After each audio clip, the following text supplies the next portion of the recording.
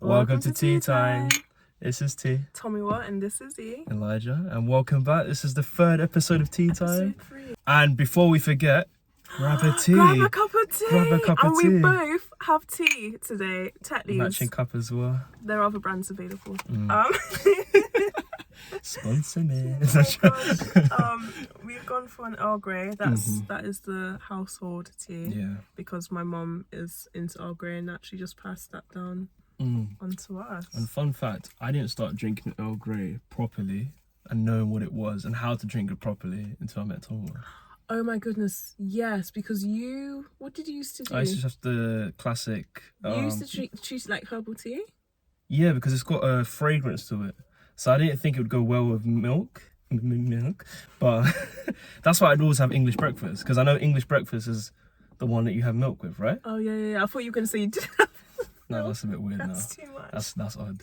That's too You much. can counsel me if I... actually, a lot of questions. But yeah, I didn't start drinking Earl Grey properly until I was introduced to this one introduced me to the world of Earl Grey. Do you know what? I read a verse yesterday. It said, "He who finds a wife finds a good thing." And look at that. Is that? That's in the Bible. Swear. Elijah, I read it to you last night. It was in Proverbs. Which Proverbs did we? What day are we on? It's We're either on day 18 or 19. What's the date today? Today's the 20th. So Proverbs 19, near the end. I was falling asleep, I won't lie. To be fair, whenever you've been reading Psalms recently, I have been out. Great bedtime reading, honestly. It's because we make the mistake of reading it like what, 1 in the morning? Like we haven't got work in the morning. Gosh. Oh my days. But yeah, I'm glad I was able to bring that improvement to your life, honestly. Just something like a woman would say. Like, he who finds a wife finds a good thing. Like just something they would say like... Nah, God knows. God knows. Mental. God knows. Okay, keep that in mind. Yeah. And well, Did not make it up. I didn't make it up. That one's definitely in the Bible. I might have to look at that one. It's either Proverbs 19 or Proverbs 18. Okay. Yeah.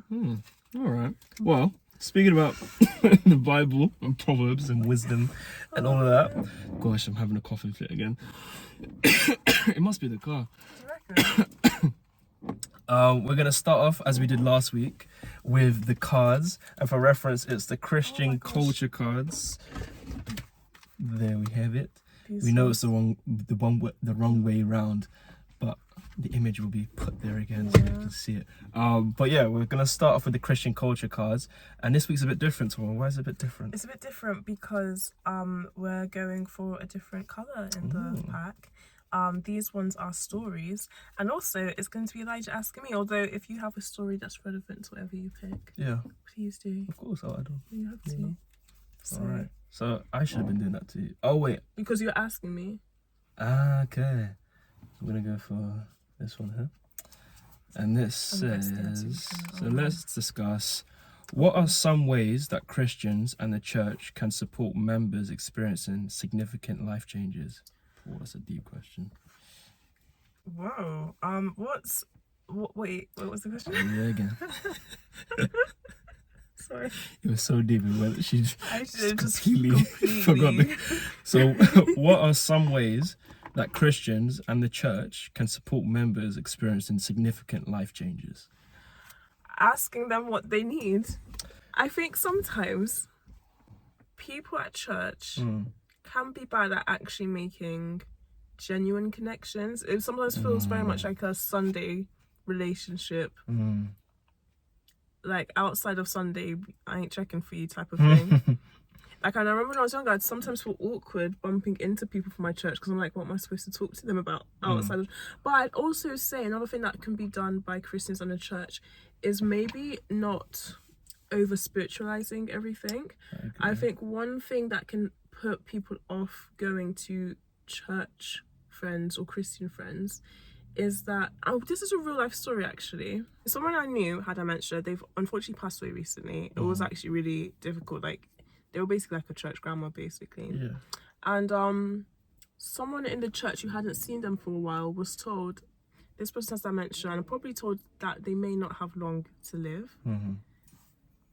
And the response from this person who was told was, oh, wonderful, this is great. Something along those lines. Oh, this is good because we can pray for them.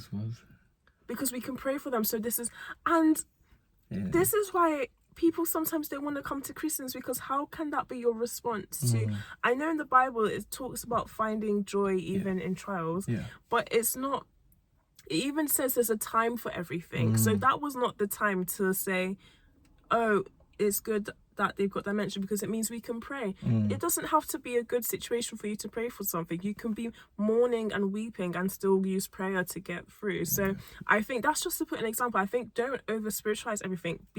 God has given us emotions. He's given us those human things. He's given us so much more than just the spirit, because we're not in the spirit realm.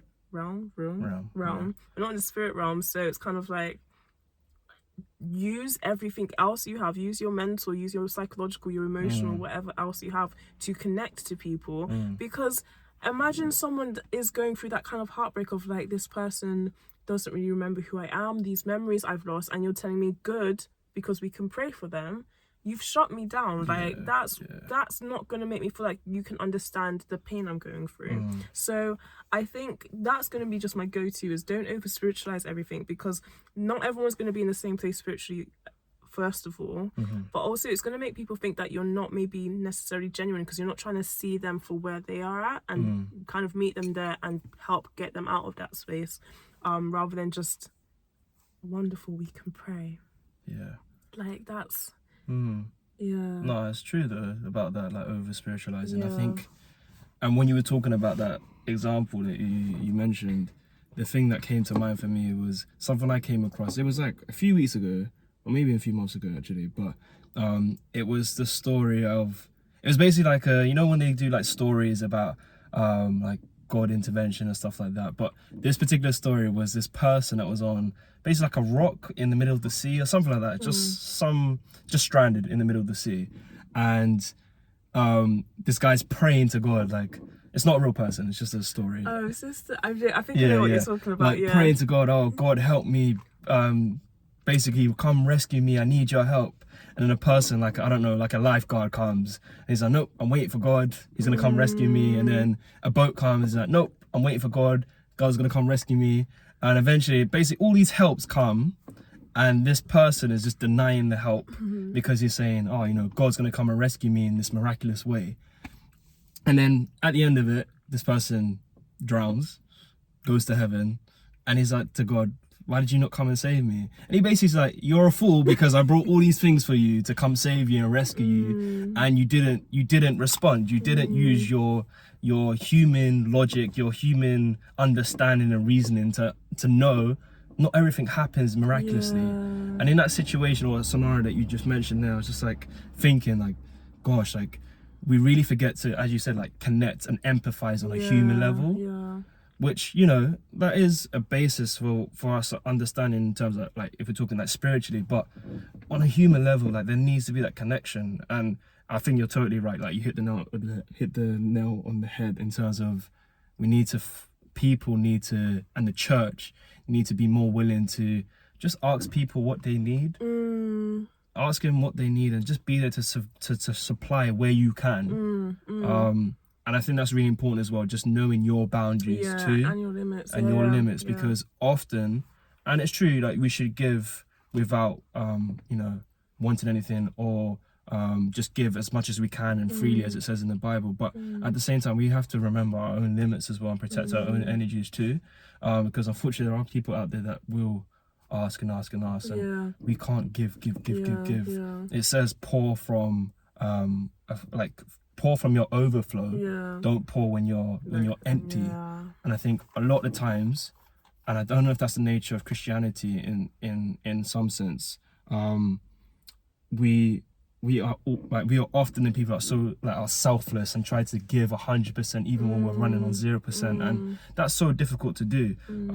But yeah, in terms of some ways that Christians and the church can support members experiencing life changes or significant life changes, I think I can't add any more to what you said in terms of like just ask what they can, and what you may be able to offer is like it might be a meal, it might be somewhere to stay for the night, it may be babysitting, it may be a bit of money, it could you don't know if all you can offer is £10, that That £10 could might be that life-changing. the difference for Yeah. someone in terms of that might hold them over for the next month because there's a payment they need to make, you know. So I think, like you said, knowing your boundaries, offering what you can offer rather than thinking, oh, they don't need anything from me. Like, you don't know that. Like, check in and find out. And I get why people sometimes don't like the church, because we can sometimes move as if we don't understand humanity or human emotions. So Yeah.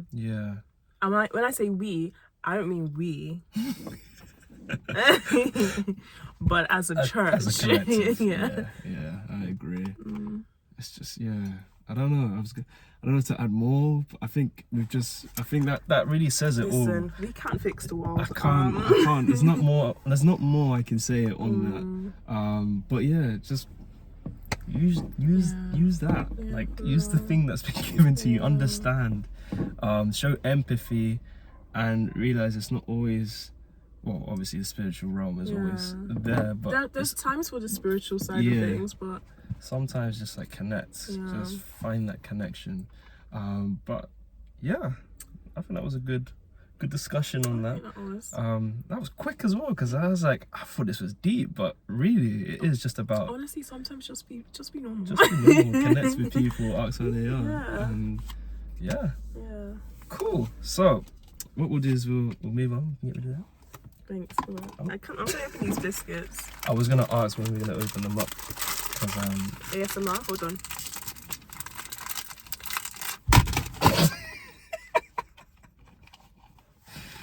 yeah, don't think anyone's paying for that. Sorry about that. Maybe for like what did you want to talk about this week? Let me just devour this biscuit because it's really cool in my name.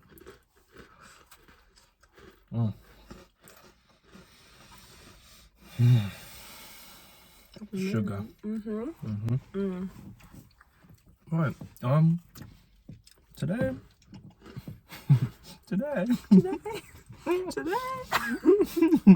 For the learning objective today. Today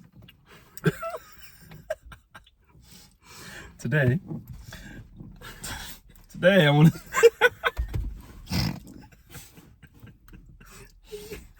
Okay. Yeah, I'm all good. Today I wanted to talk about seasons. Okay. Which is, we've got two folds to this, because we've got seasons in terms of what we're talking about in a godly sense, in a spiritual sense, and then seasons as in what's going on with the weather, because something's up. But we're gonna start off with seasons in terms of the biblical sense, and the reason for it is, I think personally, and I'll be real, it's been a season of, I feel like car was gonna crash. A season of being content with where I am, and understanding that with time, God will put in place the things that I want to achieve. Oh my goodness, And sorry. understanding that right now, Is that too much? I'm in the process of being where I want to be, but I may not see what the result is. That light is it too bright. much? Okay, I feel like I'm being sorry. interrogated right here. Gosh, that's burning out my corneas. I'm really trying to fix the problem.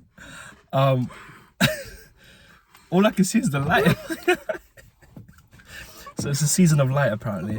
But yeah, I just wanted to talk about that in general, because I think so often, and I don't know if it's because of the day and age we live in, everything seems to be so quick. Like that need to have instant gratification and not aspire to be content with deferring things, and obviously sacrifice, which is a huge thing. Just in general, if you want to achieve anything. I often get caught up in thinking, like, why am I not there yet? Or am I not working hard enough to get the things that I want to achieve, and not appreciating the journey and appreciating where I am. And where I am right now, I'm reading a book by Matthew McConaughey, his autobiography. I'm really enjoying it, actually. It's called Green Lights, if anyone wants to read it. And it's just giving me food for thought in terms of reflecting on appreciating the journey and not being so hung up on the destination. And Santorum was repulsed by that. Sorry. And understanding that the journey is much more important than the destination, because when you reach that destination, that inevitably is a it's not the end, if that makes sense, because then you're yearning for more and more and more. And I think as people, where we are hedonistic and we're always trying to aspire to go and get more and more and more, that journey is so important. And with that in mind, I think that gave me an opportunity to reflect on that. And so I turned to, I believe it's, is it Ecclesiastes? I can never say it. There's some of them I cannot say. Ecclesiastes, oh my gosh, I said it wrong again. But in Ecclesiastes? I think I saw. I don't know. Okay. I'm not sure. We'll Google that later. Yeah, Google it later. But Ecclesiastes. Oh my God. It might be that, we don't know. No, I'm saying it wrong. I'm pretty sure it's Ecclesiastes. It's like you're trying to speak Klingon. Yeah. Oh my gosh. Free. That one, say it. Ecclesiastes. It's free. Okay. It talks about a season and how there's a time for everything. And it basically goes on to say, like, there's a time for rest, there's a time for like life, death.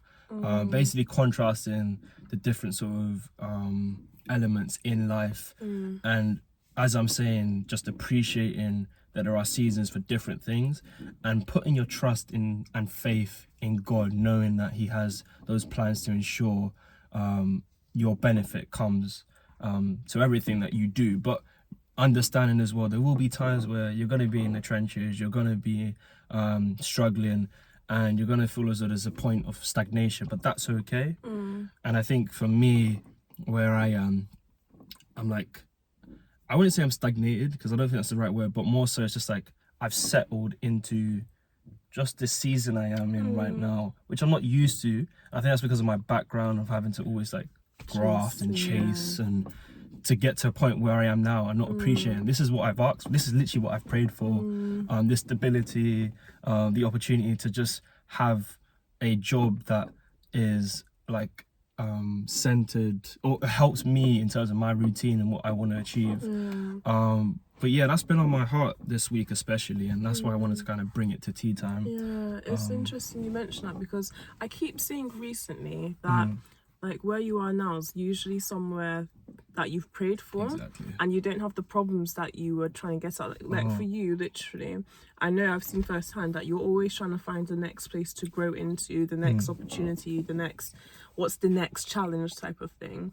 And the reality is actually, it's two sides of it. The reality is you got exactly what you asked for. Even though there were times I thought like, bro, you're not like, unless you're getting into a tech job, like a fully working from home job in Bristol, like obviously it doesn't matter if you're working from home, but which companies are offering that? And you were so intent on it, and we prayed on it, and you literally got it, loved it, and it was a job that was more up your street in terms of what you were doing previously. And it's kind of that thing of you're living in a place that you once prayed for, and taking that time to appreciate that. But on the flip side, when you talk about seasons, it's kind of finding a balance of living in being content before moving on to when God needs you to start feeling uncomfortable. Like when you are genuinely uncomfortable, that's probably when you need to start growing.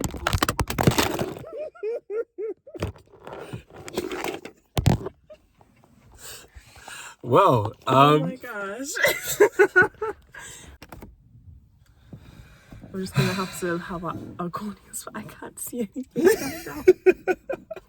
Oh my gosh, my vision.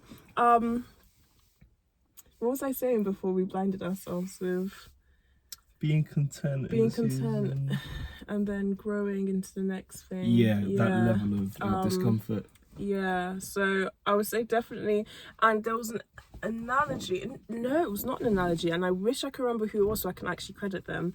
Someone who's made a lot of money, like a lot, who is Christian, naturally rewarded themselves. You know, when you make a lot of money, it's money, and you've got a lot more access to stuff.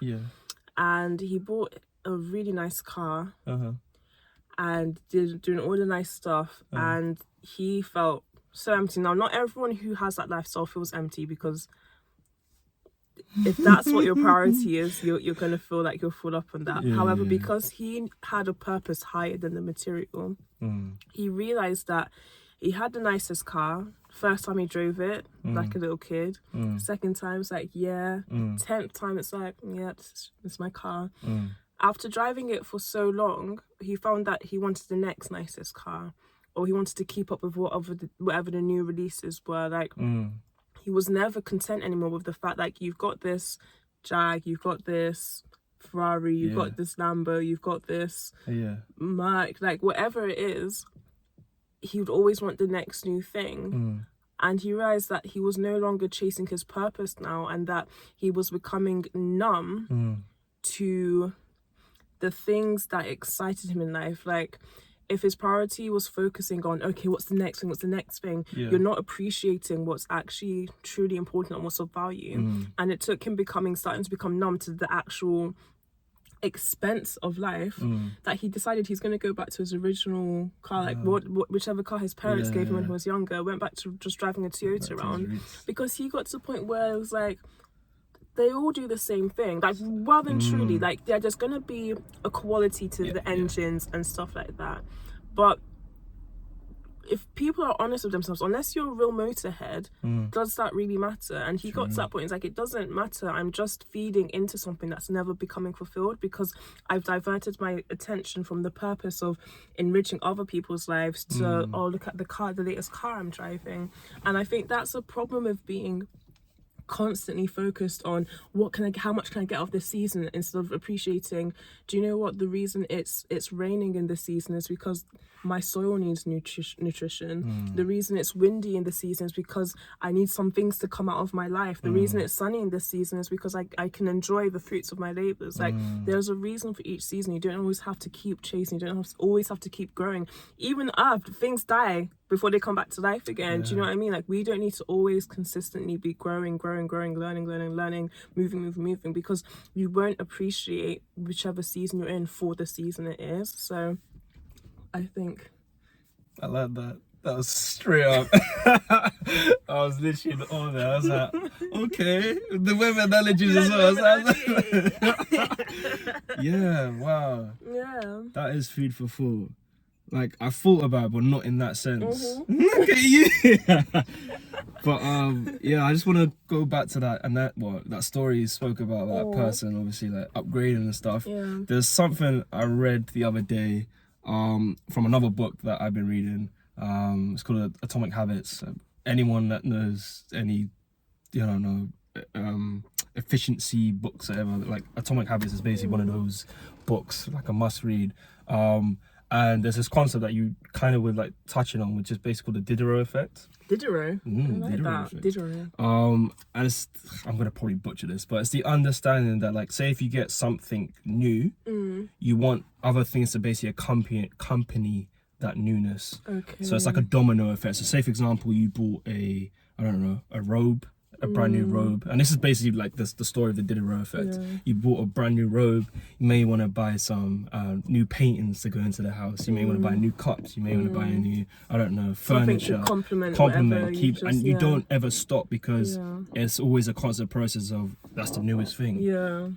And it's so true, like in this day and age where, you know, it's so easy to be caught up in materialistic things. Like sometimes I get caught up in it. I know sometimes, for sure, I can be guilty of the same. It happens, and there's so many things that can be distractions away from purpose. It's for that person to understand, okay, like I'm getting caught up. Like, I have the means to buy whatever I want, but it's not filling my spirit. It's not speaking to my spirit. What do I need to do to detach myself from that, and obviously make sure that I'm in a position to receive and enact that anointing that God has put on my life. And so often, I know for me, it's kind of like, don't get me wrong, I want to make sure, I want to have more. I want to have more financial security. I want to be in a position where I feel like, actually, I could buy that, but I don't want to buy it. And yeah, it's so sometimes so difficult to decipher. Okay, what is this for God? Is this part of the purpose? Is this glory to His kingdom? And yeah, finding that discernment is so like it's difficult to say the least. I think one way to do it is, so obviously it's hard with material stuff. It's not a case of it's bad. It's kind of like thing that money like isn't anything, good or evil. Money can't be the root of evil. It's what you make of it or how you make it, essentially. So for me, it's one thing to remember is God literally rewards people with wealth. If you look at one of the richest people in the Bible, it was because he asked God for wisdom, and God said, I'm going to give you wisdom and I'm going to make you the richest person who's ever lived. Like, God isn't against the material. Like, from a Christian perspective, He's created everything, and He's given people the imagination to create everything that we enjoy. The latest anything like that comes from someone's imagination. And from what we understand, it's because God's given you the ability to foresee things, to imagine things and make them become a reality for us to enjoy, that type of thing. There's nothing, even in the Bible, like when people were making temples, it was with the finest things. Like the priests had to wear the finest linen. You're hearing all these precious stones that you wouldn't hear about these days. Like garments couldn't be mixed with more than one thing. It had to be seamless kind of stuff. Do you know what I mean? Like, so it's not that getting the finest quality things and the nicest things is wrong, but it should be secondary to what your purpose is, because that's where you'll find your truest fulfillment. And it's so true. I think so many people fall into this emptiness, and because I think a lot of people don't even allow themselves a chance to realize they're feeling empty, because they keep trying to chase it to the point they don't realize they're feeling a void, because they think, oh, if I just get this, oh, this is going to make me happy, or I really need this thing. And then you realize, it happens to me, like, I love shopping. Oh my gosh. this one could shop for 5 people. If someone gave me a shopping budget, I promise you. Should go over the budget. I would not fail the assignment. If I had a shopping budget, I would, and you said you have to spend this much every single day, I would be a star student, honestly. But for me, that I can speak from personal experience. I've had things that you've probably seen. I've put things in my shopping basket for time. I'm like, oh my gosh, I really, really want this. And I'm finally like, do you know what? I'm going to do it. And I buy it. I've got things that I know I wanted for time. I'm really excited about getting. Now it's just like, I've got a robe, a really lovely robe. Oh yeah. It's been in the shop, and not the shopping basket, the laundry basket for the longest time. I'm not even that bothered. I've not worn it for a while, because now it's just a robe to me. At the time, it was a bit spenny for how much a robe should be. Yeah, it was. But it was. It was. I loved it though. I've been wearing it. Like, I'm really sure I feel like you wore more than me. Yeah. I love it. Like, it's a really nice robe, but the way I felt about it beforehand and the way I feel about it now, there's two completely different tones as far as I'm concerned. Whereas where there are things, when you have a passion project, there are things like, for example, my spoken word. I could have written a piece maybe 2 years ago. When I hear myself say it again, or I watch myself, I still feel it, because it's like it comes from a place of purpose, and it's kind of like I created that, and I created that from a place of wanting to have a certain impact on people. It was for me in terms of, it was my emotional outpouring, but it was for someone else to like reach out to them or to connect to someone else. And it's like you're going to know the difference between something that is for purpose and fulfillment compared to something that's just a quick fix essentially. So yeah, I think it's, I don't know if it's seasons and material can necessarily connect, but that's where we are now. I think there is a connection. But I think when you're trying to, oh my gosh. Oh my gosh. When you're trying to consistently chase something that's not giving you fulfillment, it might be a case of actually looking at which season you're in, because maybe this isn't the season to be reaping rewards. Maybe it's not the season to be chasing the material. Maybe it's a season of reflection, self-reflection. It might be the season of rest. It may be the season of, realistically, you might be going through a season of drought and you're still trying to find ways to make your flowers grow. Like, no, this is the season where you need to focus on other things. I'm really trying to talk and sort this light out at the same time. The effort. If you're listening on Spotify right now, this probably sounds like the most chaotic. In fact, if you watch on YouTube, this probably looks like the most chaotic. But we don't stop. We do not stop. Oh my gosh. Back or something. This This looks so creepy. So we've been having some major technical Absolute difficulties. mad. This is interesting. I feel like, you know, when you're like, there's like a zombie apocalypse outside or something. But we will not give up. We will persevere, and we will get Tea Time episode 3 out. Yeah, this ain't gonna stop us. This ain't gonna stop us. It may be a messy, chaotic, and short episode. Well, shorter, Shorter, but it will be out there. yeah.